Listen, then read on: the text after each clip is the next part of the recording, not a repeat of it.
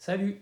Je fais une petite vidéo exceptionnellement pour vous expliquer une innovation que je viens de découvrir et que je trouve super intéressante.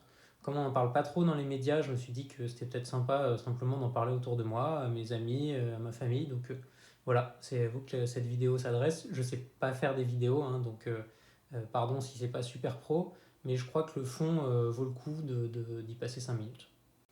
Du coup, le début de cette vidéo, c'est une petite frustration. Bon, vous verrez que la suite de la vidéo, c'est positif, mais le point de départ est pas très positif.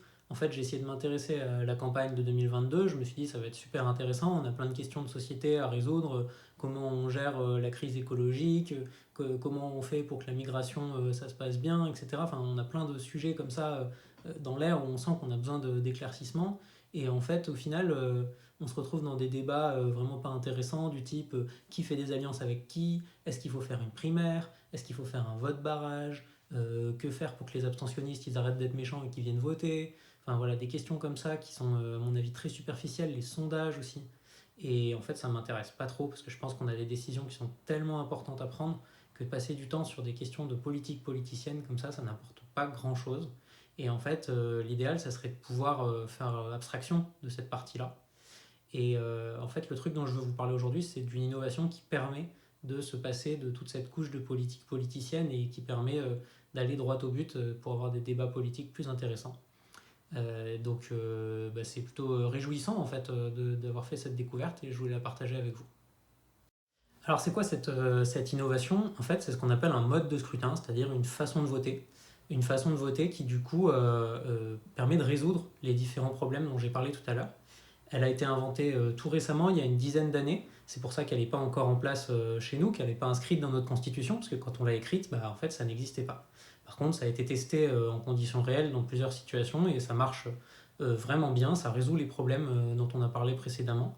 Donc ça nous semble être, enfin je dis nous parce que il y a pas mal de gens qui commencent à en parler, on se dit il faut vraiment qu'on adopte cette meilleure façon de voter pour avoir un débat démocratique plus intéressant, une vie politique finalement qui est plus profonde. Moins de blabla, moins de magouille, plus de fond. Écoutez, signez ici. Hop, ils veulent pas signer. Que je leur dis de signer, ils signent pas. Comment ça marche? Bah écoutez, au final, c'est super simple. Votre vote, il va ressembler à ceci. Pour chaque candidat, vous avez une mention que vous pouvez lui mettre un peu comme au bac, et vous choisissez la mention qui vous semble la plus adaptée, de la meilleure jusqu'à la moins bonne, et donc il faut que vous notiez chaque candidat avec cette mention. Et puis c'est tout. Parce qu'en fait, ça s'arrête là, et ça s'arrête tellement là qu'en fait, il y a un seul tour à cette élection. Donc vous gagnez un week-end. Voilà, c'est cadeau, ça me fait plaisir. Au passage, je voulais remercier Marjolaine Léré, ou Leré, je ne sais pas comment on dit, qui a fait les petites illustrations. Enfin, je dis les parce que je vais en présenter d'autres après. Et qui a bien gentiment répondu sur les réseaux sociaux en me disant que c'était ok de les mettre dans la vidéo. Donc merci beaucoup Marjolaine. Ok, donc tout le monde a rempli son petit bulletin. Et finalement, qui c'est qui a gagné? Et ben, pour savoir, on va regarder pour chaque candidat combien il a eu de chacune des mentions. Donc on les empile finalement les mentions de la moins bonne jusqu'à la meilleure. Et puis il a peut-être eu 5% de très mauvaises, et puis ainsi de suite. Et on va couper au milieu. On va prendre ce qu'on appelle la médiane. Et c'est ça qui va nous donner la mention majoritaire. Finalement, la médiane, c'est la moitié des votants, on met une note meilleure, la moitié des votants, on met une note moins bonne. Enfin, meilleure ou égale, ou moins bonne ou égale. Et c'est ça qui donne la médiane. Qui gagne? Et bah, tout simplement le candidat qui a eu la meilleure note médiane. Et puis s'il y a plusieurs candidats qui ont finalement la même mention majoritaire, la même finalement évaluation médiane, on va prendre celui qui était le plus proche d'avoir la note au-dessus ou qui était le plus loin d'avoir la note inférieure, puisque le but c'est de satisfaire le plus grand nombre de votants possible. Voilà, c'est facile à comprendre et c'est pour ça que ça se fait en un seul tour. Ok, donc on a compris comment ça marche et pourquoi c'est bien finalement ce mode de scrutin.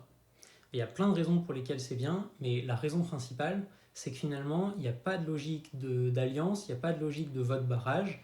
Si jamais vous votez pour un petit candidat qui vous plaît beaucoup, bah vous votez aussi pour un candidat plus populaire. Donc vous n'avez pas besoin de choisir entre voter pour la personne que vous désirez vraiment voir élue et celle dont vous pensez qu'elle va gagner l'élection. En fait, vous mettez une évaluation à tout le monde. Et si ça se trouve, bah, en fait, il y a plein de gens qui voulaient les petits candidats, mais comme les sondages nous disaient qu'ils n'allaient pas gagner, bah, personne votait pour eux. Donc ça peut être avantageux pour les petits candidats. Ça peut être aussi avantageux pour les candidats plus importants, parce que peut-être que en fait, c'est eux qui auront le plus de très bonnes notes et que les petits candidats, bah, ils auront beaucoup de bonnes notes, mais aussi beaucoup de mauvaises notes, et que finalement leur note médiane, elle ne sera pas si bonne que ça. Donc, c'est pas forcément meilleur pour les petits ou pour les gros, mais ça permet aux personnes qui votent de s'exprimer sincèrement sur chacun des candidats. L'autre avantage, c'est que d'ailleurs, ça nous permet de savoir ce que les gens pensent des candidats vraiment. Parce qu'aujourd'hui, les sondages, ils sont déjà empreints d'une certaine stratégie. Par exemple, quelqu'un qui vous dit moi je vais voter pour Emmanuel Macron, en fait vous savez pas trop s'il va voter parce qu'il veut faire barrage à des candidats qu'il veut vraiment pas voir. Est-ce qu'il adore Emmanuel Macron? Est-ce que voilà, il y a déjà de la stratégie là-dedans. Alors qu'avec le jugement majoritaire, pas du tout. Du coup, moi, quand on m'a dit ça, je me suis dit, bah super, on a enlevé une espèce de stratégie électorale d'un côté, mais il y a sans doute d'autres stratégies électorales qui vont germer de l'autre.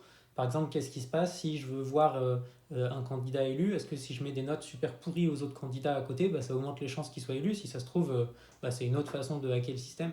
Et en fait, les chercheurs qui ont inventé ça, ils ont étudié les stratégies électorales. Et il s'avère, je vous mettrai une vidéo qui l'explique plus en détail, mais il s'avère que c'est très très difficile à hacker et que c'est beaucoup plus résistant que notre système. Ça résiste en fait à plein de choses, à la fois au fait de mettre des mauvaises notes aux candidats qu'on veut pas, des bonnes notes à ceux qu'on veut, au fait d'introduire des candidats en plus ou en moins dans l'élection. Par exemple, rajouter un candidat dans le camp inverse pour essayer de diluer leur vote. Aujourd'hui, ça marche dans notre système, alors que dans le système du jugement majoritaire, ça marche pas du tout. Bref, c'est beaucoup plus robuste aux stratégies. Et en fait, c'est tout l'intérêt. C'est que la meilleure stratégie, concrètement, c'est d'être sincère et de mettre des bonnes notes aux gens que vous voulez voir élus. Écoutez, c'est tout. J'espère que ça vous a intéressé. C'est simplement un changement qu'on pourrait faire qui me semble super vertueux, qui nous permettrait de parler plus du fond. Et en fait, que vous soyez de gauche, de droite, du centre ou de je ne sais pas quel bord politique, de toute façon, c'est votre intérêt qu'on parle des idées de fond et qu'on évite de passer notre temps dans de la stratégie à deux balles. Et aussi, le but, c'est que la personne qui soit élue à la fin, elle soit celle qui satisfasse le plus grand nombre, qui satisfait le plus grand nombre. Bref, j'en sais rien. Et donc si c'est ça votre but aussi, du coup, faites la promotion de ce jugement majoritaire, ça me semble super intéressant. Vous pouvez utiliser le hashtag jugement majoritaire, qui a été pas mal popularisé par l'association qui s'appelle Mieux Voter. Ils ont un site aussi qui s'appelle mieuxvoter.fr qui explique tous les détails. C'est grâce à eux que je connais tout ça, donc un grand merci à l'équipe de Mieux Voter. Et puis voilà, écoutez, creusez un peu, passez le mot, si ça se trouve un jour on aura ce système. Et je pense que la démocratie s'en trouvera grandie. Voilà, c'est la fin de cette première vidéo. Peut-être pas la fin des vidéos tout court, puisque en fait il y en aura d'autres. On va créer un petit groupe de vidéos ou de contenu comme ça qui s'appellera 1 à 5. Donc vous pourrez retrouver la page sur les réseaux sociaux. On fait aussi un podcast d'ailleurs que vous pourrez retrouver aussi. Je vais vous lancer le jingle pour faire semblant que c'est professionnel alors qu'on est complètement des amateurs. Mais juste avant ça, je voulais vous passer une info.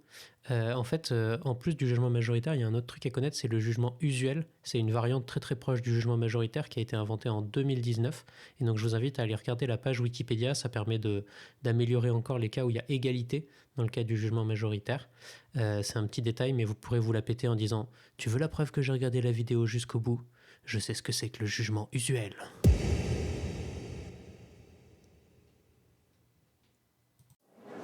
1 à 5. Donner la parole aux personnes et aux idées qu'on ne prend pas toujours le temps d'écouter.